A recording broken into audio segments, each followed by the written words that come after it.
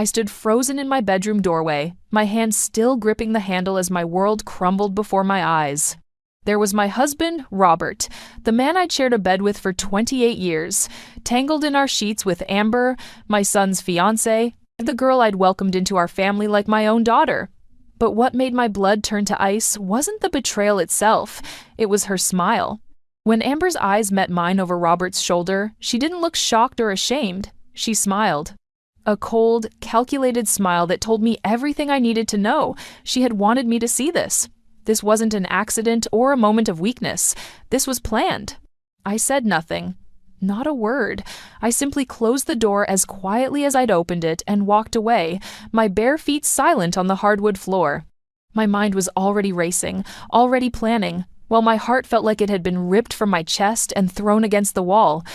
But let me take you back to this morning, when I still believed in the fairy tale I'd been living. I woke up at 6:30 like I had every morning for the past decade, the sunlight streaming through our bedroom curtains in golden ribbons. Robert was already gone, or so I thought, probably at his early morning jog before heading to the office. I smiled as I stretched, thinking about how lucky we were. Our son Tyler was getting married in 3 months to the sweetest girl, and life felt perfect. I made my usual cup of coffee and sat at our kitchen island, scrolling through wedding venue photos that Amber had sent me the night before. She'd been so excited about the garden reception, texting me pictures until almost midnight. I loved how she included me in every decision, calling me her second mom and asking for my opinion on everything from flowers to cake flavors. At 7:15, I called out goodbye to Robert, assuming he was in his home office. When I didn't hear a response, I figured he was already in the shower. I grabbed my purse and headed to work, humming the wedding song Tyler and Amber had chosen for their first dance. My job as a school counselor at Riverside Elementary usually kept me busy until 4, but today was different. The parent conference I'd scheduled for 3 o'clock got canceled when little Tommy Peterson came down with the flu. His mother called apologizing, and suddenly I had an unexpected free afternoon. I decided to surprise Robert by coming home early. Maybe we could grab an early dinner or work on the wedding planning together. I stopped at the grocery store and picked up ingredients for his favorite meal, grilled salmon with that lemon herb sauce he loved. I even bought a bottle of the wine we'd shared on our anniversary last month. I was feeling romantic, thinking about how we'd grown closer lately while planning Tyler's wedding. It reminded us of our own wedding day, and Robert had been more affectionate than he'd been in years. When I pulled into our driveway at 2:45, I noticed Robert's black BMW was there. Strange. He'd mentioned having back-to-back client meetings all afternoon. Maybe one got canceled too, I thought. Then I saw the little red Honda parked on the street, Amber's car. My heart warmed thinking she'd probably stopped by to show Robert more wedding ideas, or maybe to get his opinion on something for Tyler. I grabbed the grocery bags and my purse, fishing for my keys. As I approached the front door, I could hear faint music coming from inside, something soft and jazzy that I didn't recognize. Robert usually listened to news radio or sports talk, never jazz.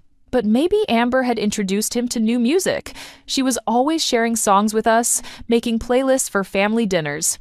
I unlocked the front door and stepped inside, immediately noticing Amber's designer purse on the entry table. IMC, the expensive one Tyler had saved for months to buy her for her birthday. Her shoes were kicked off carelessly by the door, which was unlike her. Amber was usually so neat and organized. "Hello?" I called out, setting the grocery bags on the kitchen counter. "Robert? Amber?" No answer. The jazz music was coming from upstairs, and I could hear what sounded like muffled voices. Maybe they were in Robert's office looking at something on his computer. He'd been helping Tyler with the financial planning for the wedding, working out payment schedules for the venue and catering. I put the salmon in the refrigerator and started up the stairs, my footsteps soft on the carpeted steps. The music was definitely coming from our bedroom, which was odd. Robert never played music in there during the day. As I reached the top of the stairs, I could hear the voices more clearly now, low murmurs and what sounded like laughter. My hand reached for our bedroom door handle, and I paused for just a moment.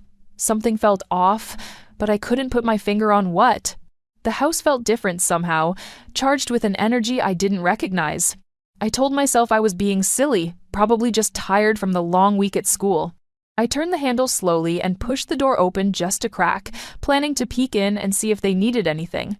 Maybe offer to make coffee or bring up some of those cookies Amber loved. That's when my world exploded. The door swung open wider than I'd intended, and there they were. My husband of 28 years and my future daughter-in-law, naked and intertwined in the bed where I'd slept beside Robert just hours before. The bed where we'd conceived Tyler, where we'd held each other through good times and bad, where we'd whispered our dreams and fears in the darkness. But it was Amber's face that destroyed me. When she saw me standing there, she didn't scramble to cover herself or look ashamed. Instead, she smiled, that cold, triumphant smile that told me this moment had been orchestrated. She had planned for me to find them. She wanted me to see my marriage crumbling, wanted me to know that she'd won some game I didn't even know we were playing. I closed the door and walked away, my mind already spinning with plans they would never see coming. 6 months ago, Tyler brought Amber home for Sunday dinner with the biggest smile I'd ever seen on his face. He was practically glowing as he introduced her, his arm wrapped protectively around her waist, like he was afraid she might disappear. She was beautiful in that effortless way some young women have long blonde hair that caught the light, bright blue eyes, and a smile that seemed to light up our entire dining room. "Mom, Dad, this is Amber," Tyler said, and I could hear the love in his voice. "The girl I've been telling you about." Robert stood up from his chair, extending his hand with that charming smile he used with clients. "Welcome to our home, Amber. Tyler hasn't stopped talking about you for weeks." I watched as Amber shook his hand, her fingers lingering just a moment longer than necessary. At the time, I thought it was nervousness. Now I realize it was calculation. "Mrs. Patterson," she said, turning to me with those sparkling eyes. "Tyler has told me so much about you. He says you're the most wonderful mother in the world." My heart melted instantly. I pulled her into a hug, breathing in her sweet perfume. "Please, call me Helen, and welcome to the family, sweetheart." That first dinner, Amber was perfect. She complimented my cooking, asked thoughtful questions about our family photos, and listened intently when Robert talked about his real estate business. She seemed genuinely interested in everything we said, taking mental notes like she was studying for an exam. "I work as a dental assistant," she told us when we asked about her job. "It's not glamorous, but I love helping people feel confident about their smiles." Tyler beamed at her like she'd just announced she'd cured cancer. "She's being modest. Amber's going back to school to become a dental hygienist. She's incredibly smart." Robert leaned forward, suddenly very interested. "That's ambitious. Education is expensive these days. Are you managing the costs okay?" I shot him a look. It seemed like a personal question for a first meeting, but Amber didn't seem bothered. "I'm working my way through," she said with a brave smile. "Taking out loans, working extra shifts, it's worth it for my future." After that dinner, Amber became a regular fixture in our home.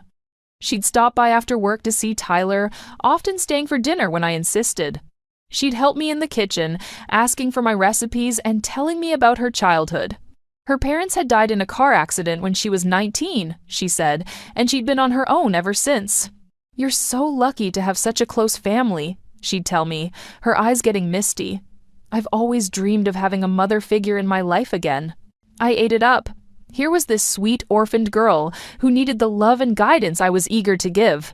I started inviting her to our weekly grocery shopping trips, our mother-daughter spa days, and even our book club meetings. The other women adored her, commenting on how polite and well-mannered she was. But my sister Carol wasn't convinced.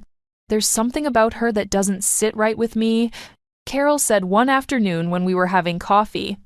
"She asks a lot of questions about Robert's business, don't you think?" I laughed it off. "She's just making conversation, Carol. She's trying to fit in with the family. Helen, I've been a divorce lawyer for 15 years. I know when someone's fishing for information about assets." "You're being paranoid," I told her. "Amber loves Tyler. She's not some gold digger." Looking back, I should have listened to Carol's instincts. She'd seen the signs I was too trusting to notice. Like how Amber always volunteered to help Robert with house projects when Tyler was working late. She'd show up in tight jeans and low-cut tops, claiming she wanted to learn about home improvement. Robert, flattered by the attention from a beautiful young woman, was happy to teach her. "She's so eager to learn," he'd tell me after these sessions. "Most girls her age don't care about practical things, like fixing leaky faucets or painting trim." I thought it was sweet that she wanted to be helpful. I even praised her to Tyler, telling him how lucky he was to find someone so domestic and caring. Then there were the late-night wedding planning sessions. Amber would come over after dinner, spreading magazines and fabric samples across our dining room table. She'd insist that Robert join us, saying she valued his opinion on venues and budgets. "Mr. Patterson has such good business sense," she'd say, batting her eyelashes. "I want to make sure we're making smart financial decisions." Robert would pour himself a scotch and settle in beside her, leaning close to look at the papers. Sometimes their shoulders would touch, and I'd see Amber smile, that same smile I'd later recognize in my bedroom doorway. During one of these sessions, I went to the kitchen to make tea and overheard them talking in low voices. "You could do so much better than this small venue," Robert was saying. "A girl like you deserves something grand." "Oh, Mr. Patterson," Amber giggled, "you're too kind, but Tyler and I are trying to be practical." "Call me Robert," he said, and something in his tone made me pause by the kitchen door. "And don't sell yourself short. You're a remarkable young woman." When I returned with the tea, they were sitting farther apart, both looking at their phones like nothing had happened. The red flags kept coming, but I ignored them all. Like when I found Amber in Robert's home office one evening, claiming she was looking for a pen. Or when she started asking detailed questions about our family finances, disguised as innocent curiosity about wedding costs. "I just want to make sure Tyler and I start our marriage on solid ground," she'd say. "You and Robert have built such a beautiful life together. I hope we can be as successful." She was always complimenting Robert, telling him how handsome he looked, how successful he was, how lucky I was to have such a wonderful husband. I thought she was just being sweet, trying to bond with her future father-in-law. Now I understand she was grooming him, studying our family like a predator studies prey, looking for weaknesses she could exploit. And Robert, my husband of 28 years, fell for every calculated move. I sat in my car outside Carol's law office for 20 minutes before I could bring myself to walk inside. My hands were shaking so badly I could barely turn off the engine. The image of Amber's triumphant smile kept flashing in my mind, and I felt sick to my stomach. Carol took one look at my face and immediately closed her office door behind me. "What happened?" she asked, guiding me to the leather chair across from her desk. I told her everything, every detail of what I'd seen, every moment of that horrible discovery. When I described Amber's smile, Carol's face went dark with anger. "That calculating little witch," she spat. "Helen, we need to expose them right now. Call Tyler, call Robert, burn their whole world down." But something inside me had shifted during that drive to Carol's office. The shock was wearing off, replaced by something colder and more dangerous. "No," I said quietly, "I'm not going to confront anyone. Not yet." Carol stared at me like I'd lost my mind.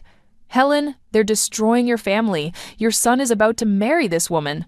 And if I go in there screaming and crying, what happens? Robert denies everything. Amber plays the victim. Tyler thinks his mother has lost her mind and chooses his fiancée over me." I shook my head. "I need proof, real proof. And I need to understand exactly what they're planning." Carol leaned back in her chair, and I could see the lawyer in her taking over. "What are you thinking?" "I'm thinking that smile wasn't just about hurting me. Amber wanted me to see them for a reason. She's planning something bigger than just an affair." I drove home with a strange sense of calm settling over me. For the first time in months, maybe years, I felt completely clear about what I needed to do. I stopped at the grocery store and bought everything I needed for Robert's favorite dinner, just like I'd planned that morning. I was going to act like nothing had happened. When I got home, Robert's car was gone, and so was Amber's. I went upstairs to our bedroom, and the sheets had been changed. Fresh flowers sat on my nightstand, white roses, my favorites. Robert's guilty conscience was already working overtime. I started dinner preparations, moving through the familiar motions while my mind raced. I needed to be smart about this. I needed to document everything and figure out what Amber's real game was. Robert came home at 6:30, whistling as he walked through the front door. He kissed my cheek like he had every evening for 28 years.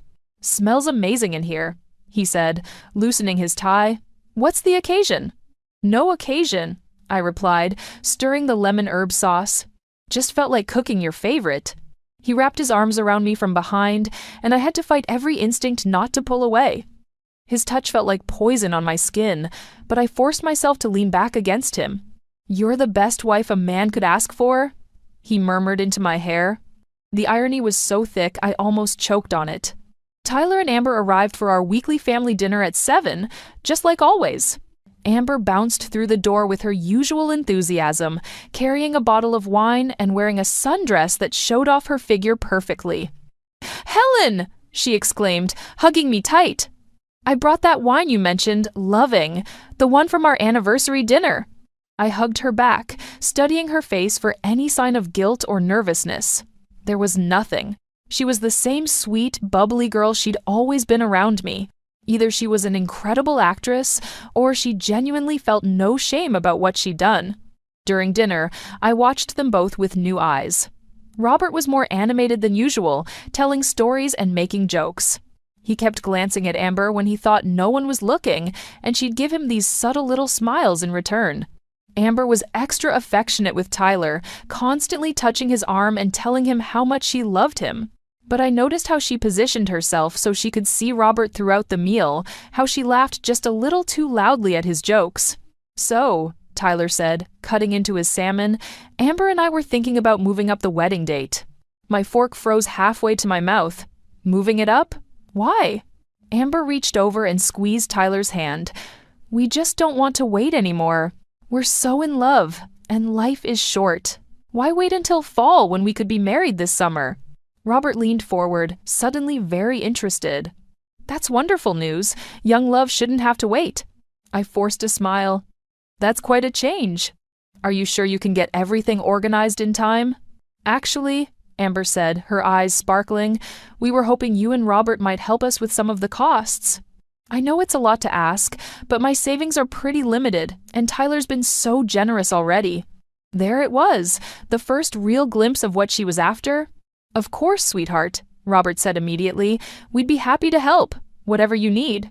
I watched Tyler's face light up with gratitude and love, and my heart broke for him all over again. He had no idea what was happening right under his nose. After they left, I helped Robert clean up the dishes, playing the perfect wife, while my mind cataloged every interaction I'd witnessed. "They seem really happy," Robert said, drying a wine glass. "Yes," I agreed. "Amber's such a sweet girl. Tyler's lucky to have found someone who loves him so much." Robert nodded, but I caught him staring out the window with a strange expression on his face. That night, after Robert fell asleep, I crept downstairs to his home office. I needed to start gathering evidence, and I knew exactly where to begin. His computer, his phone records, his credit card statements, everything I needed to build my case was right here in this house. As I sat in his leather chair, opening his laptop, I felt something I hadn't experienced in years: power. For too long, I'd been the trusting wife, the supportive mother, the woman who believed the best in everyone. But that woman was gone now, destroyed by Amber's calculating smile.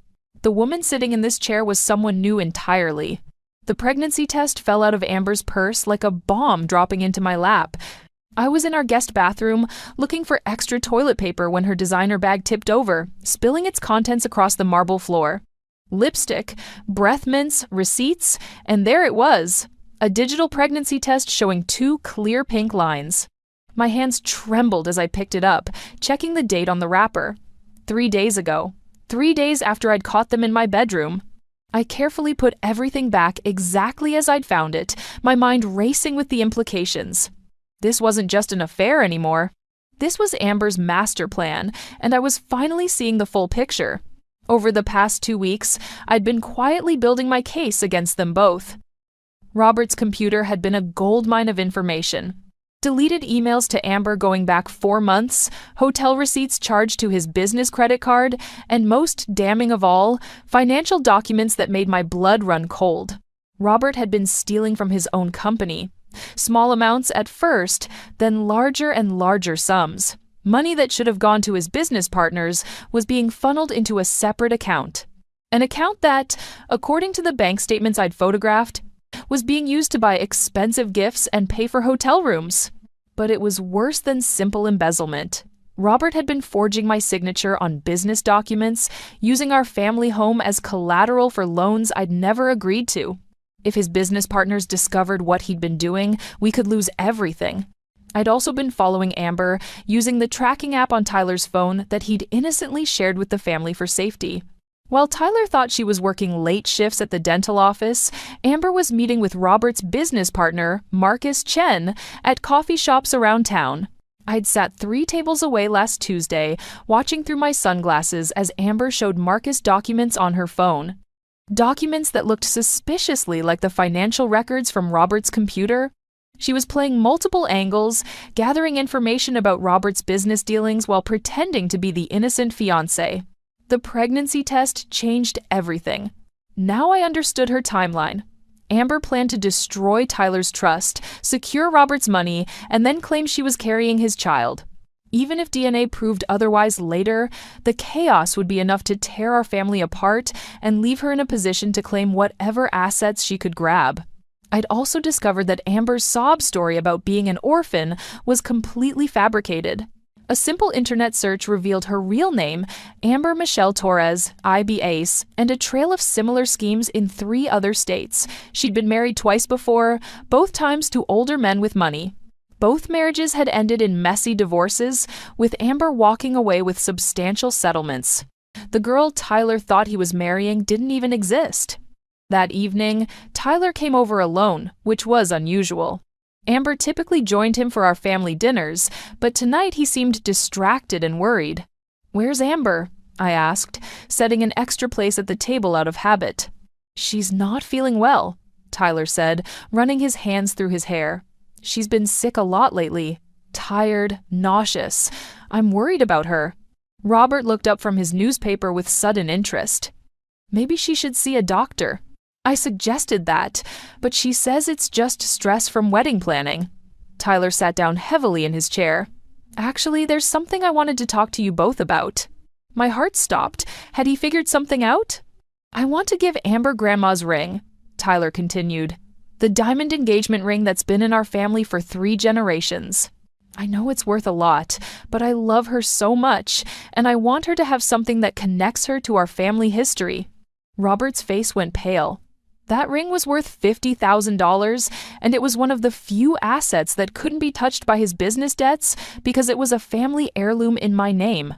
"Tyler," I said carefully, "that's a beautiful gesture, but maybe you should wait until after the wedding. Family heirlooms are usually given as wedding gifts, not engagement gifts." "But I want to surprise her with it next week," Tyler insisted. "She's been so stressed about money lately, working extra shifts to help pay for the wedding. I want to show her that she's truly part of our family now." I exchanged a glance with Robert, who was staring at his plate like it held the secrets of the universe. He knew exactly why Amber was stressed about money, and it had nothing to do with wedding costs. After Tyler left, I confronted Robert indirectly.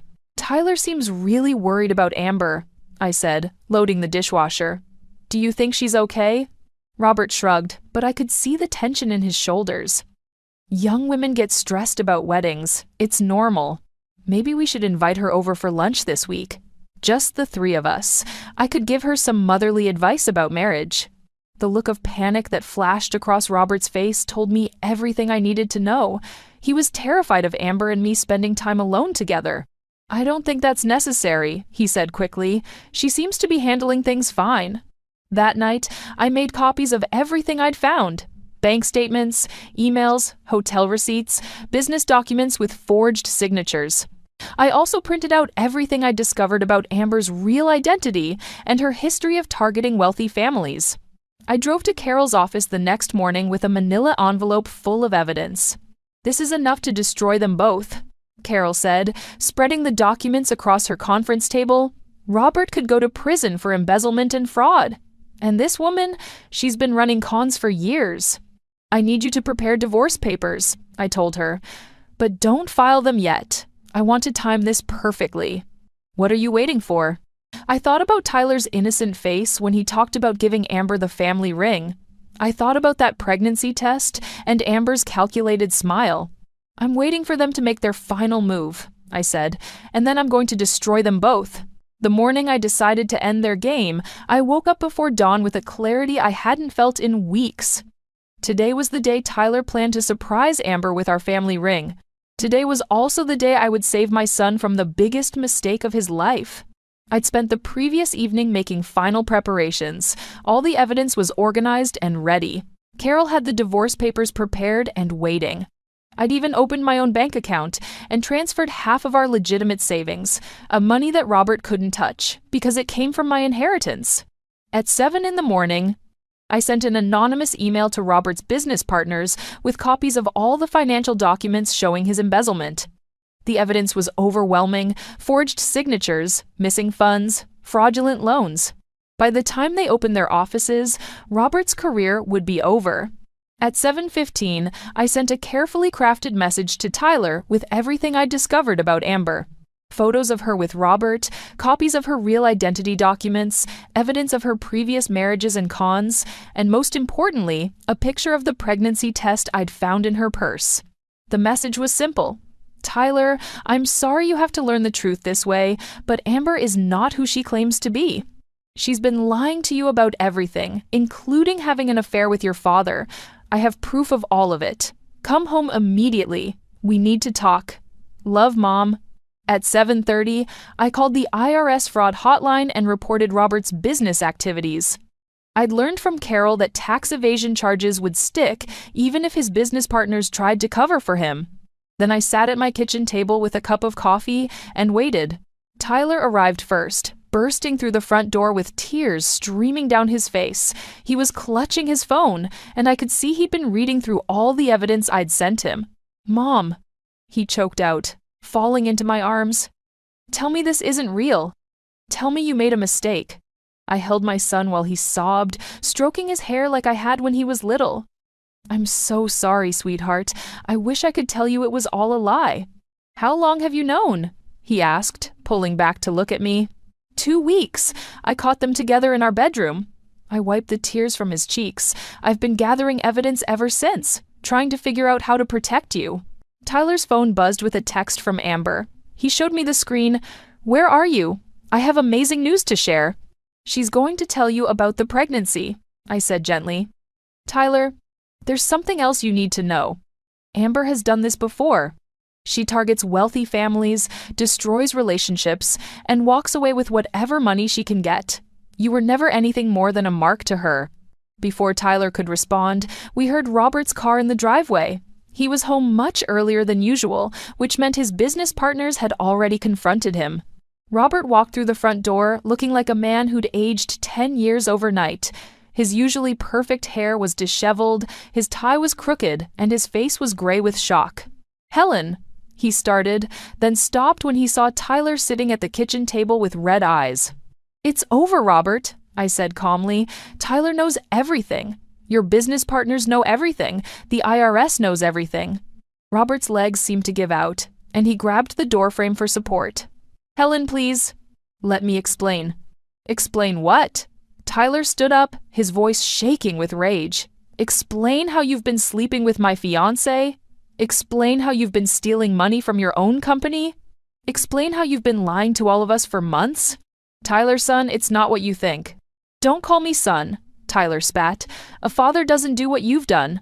Robert's phone started ringing. Then mine. Then Tyler's. Word was spreading fast. 20 minutes later, Amber's red Honda pulled into our driveway. Through the window, I could see her checking her makeup in the rearview mirror, completely unaware that her world was about to collapse. She walked through our front door with her usual bright smile, carrying a small gift bag. "Tyler!" she exclaimed, then stopped short when she saw our faces. "What's wrong? Why does everyone look so serious?" Tyler stood up slowly, his phone in his hand. "I know everything, Amber. About Dad, about your real name, about your previous marriages, about the pregnancy test." The mask slipped from Amber's face so quickly, it was almost comical. The sweet, innocent girl disappeared, replaced by something cold and calculating. "I don't know what you're talking about," she said, but her voice had changed. Gone was the soft, breathy tone she used around our family. This voice was harder, sharper. Amber Michelle Torres, I said, standing up. Married to Richard Stevens in Nevada, divorced 6 months later with a $50,000 settlement. Married to William Crawford in Arizona, divorced 8 months later with a $75,000 settlement. Should I continue? Amber's eyes darted between all of us, looking for an escape route. You don't understand. I love Tyler. This is all a misunderstanding. You love Tyler so much that you've been sleeping with his father for 4 months? Tyler's voice was deadly quiet. You love Tyler so much that you've been planning to destroy our family and steal our money? The pregnancy test isn't even Robert's, I added. Is it, Amber? How many men are you running this con on at the same time? That's when Amber finally broke. The sweet mask cracked completely, revealing the predator underneath. You have no idea what it's like, she snarled. Being poor, having nothing, watching people like you live in your perfect houses with your perfect lives. I earned every penny I took from those men. They were all cheaters anyway. So you decided to make my father a cheater too? Tyler asked. Amber laughed, a bitter sound that filled our kitchen. Your father was easy. One smile, one compliment about how young I made him feel, and he was putty in my hands. Just like you were, Tyler. Just like all men are. Robert finally found his voice. Amber, please. Shut up, Robert, she snapped. You're pathetic. A middle-aged man so desperate for attention that you threw away your family for a girl young enough to be your daughter. She turned back to Tyler, and for a moment, I saw something that might have been genuine regret in her eyes. For what it's worth, Tyler, you were different. If circumstances had been different, maybe. She shook her head, but they weren't. Amber walked out of our house and out of our lives, leaving behind only the wreckage of her lies. 6 months later, I sat in my garden planting new roses while Tyler helped me dig holes for the bulbs. Robert was gone, divorced, bankrupt, and facing criminal charges. Amber had disappeared completely, probably running the same con in another state. Tyler was healing slowly, going to therapy and learning to trust again. He'd moved back home temporarily, and we were rebuilding our relationship day by day.